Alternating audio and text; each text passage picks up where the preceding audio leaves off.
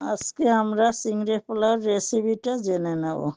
রসুন, একটা গোটা পেঁয়াজ, এক টুকরা আদা কেটে নিয়েছি। 200 গ্রাম বাসমতি রাইস সিদ্ধ করে নিয়ে, 2 টুকরা দারচিনি, 3টা এলাচ, 4টে সাদা গোলমরিচ, 2টো লং দিয়ে দিয়েছি। 4টে গলদা চিংড়ি লবণ জলে সিদ্ধ করে নিয়েছি। আদা, রসুন, পেঁয়াজ মিক্সিতে পেস্ট করে নিয়েছি। এখন ফ্রাই প্যানটা গরম করে 100 ml তেল দিয়ে দেব। চিংড়িগুলোকে এখন ভেজে নেব।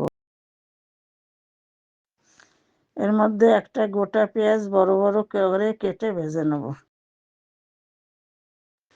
এখন পেস্ট করা মশলাটা ঢেলে দেব।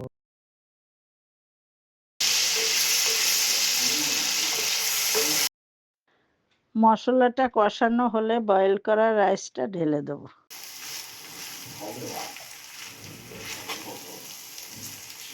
রাইসটা স্পাইসি করার জন্য 1 কাপ লিকুইড দুধ দিয়ে দেব।